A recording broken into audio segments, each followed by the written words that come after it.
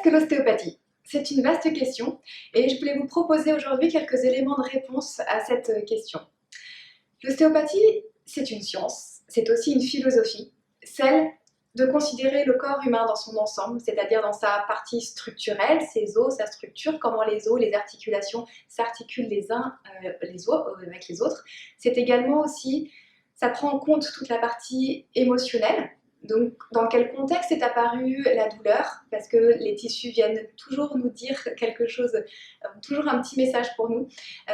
Donc, c'est très important de comprendre le contexte. Si la personne s'est fait mal au dos parce que elle portait des cartons pour son déménagement avec tout un stress et des appréhensions de quitter un appartement, une région, etc.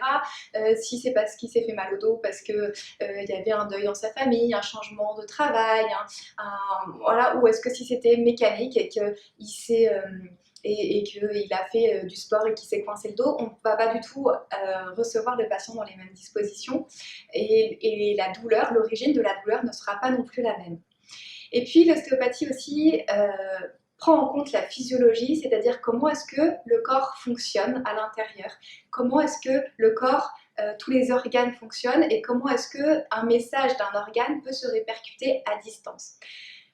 Une douleur de dos, par exemple, peut provenir d'un mauvais placement dans la posture, peut provenir d'un déséquilibre du bassin, peut provenir aussi de tensions au niveau du système digestif, du système génital ou urinaire, peut provenir d'un spasme du diaphragme, quand on est tout comprimé, qu'on respire très superficiellement.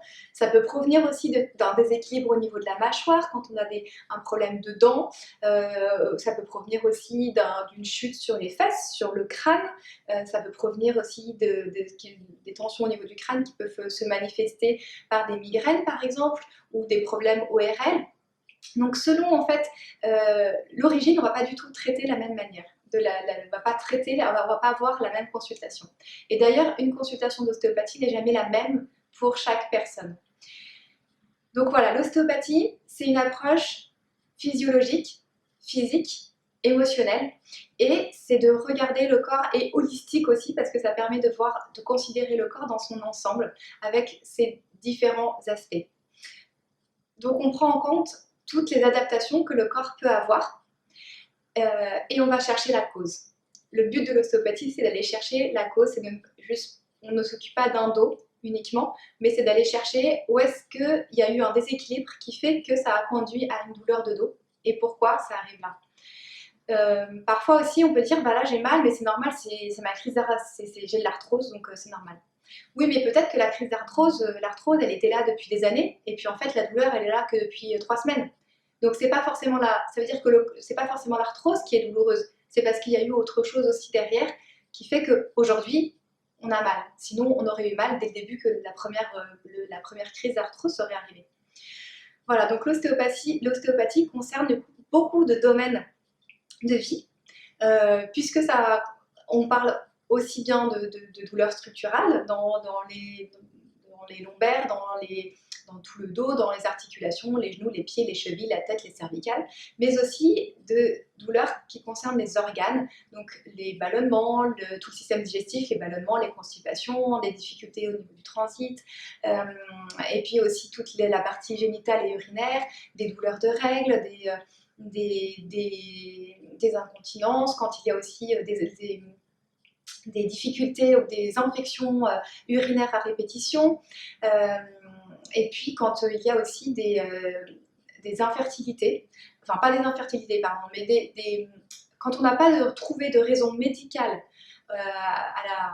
au fait de ne pas réussir à tomber enceinte, par exemple, eh bien ça peut aussi, une séance d'ostéopathie peut venir aussi aider à vérifier est-ce que tout va bien au niveau du petit bassin, est-ce qu'il y a des tensions, et de pouvoir redonner de la souplesse dans les tissus, que les tissus, en redonnant cette souplesse et cet équilibre, vont permettre d'être beaucoup plus vascularisés et que du coup les informations vont mieux circuler et du coup ça va amplifier, bénéficier, créer un terrain favorable. Voilà, donc l'ostéopathie c'est tout ça, c'est la sphère génito-urinaire, la sphère digestive, la sphère ORL aussi, le fait de retrouver de la souplesse et de la circulation et du drainage et que les informations puissent mieux circuler, et bien ça va permettre de rééquilibrer tout le système crânien. avec voilà, les otites à répétition, des nez qui se bouchent, le canal lacrymal qui peut être bouché, qui fait que ça ne s'évacue pas bien, des migraines. Voilà, donc il y a tous ces symptômes-là qui peuvent être pris en compte en ostéopathie. Et même si l'ostéopathie n'a pas réponse à tout, et ben c'est intéressant d'avoir cette approche aussi, de dire ah bah tiens, là c'est vrai que j'ai ça que je traîne depuis longtemps, bah, peut-être qu'il y a peut-être une autre cause, mais peut-être qu'en ostéopathie ça peut aider. Et souvent on est surpris de se dire ah bah tiens je donne cette information, je venais pas pour ça, mais bon on sait jamais. Et puis finalement on se rend compte que ça s'améliore au niveau du sommeil, de la digestion, au niveau et de l'humeur. Voilà, donc c'est un champ d'action assez vaste. Et on travaille toujours du coup en ostéopathie la partie structurelle, crânienne et viscérale pour toujours redonner dans l'optique et l'intention de retrouver un équilibre et une harmonie dans les tissus du corps.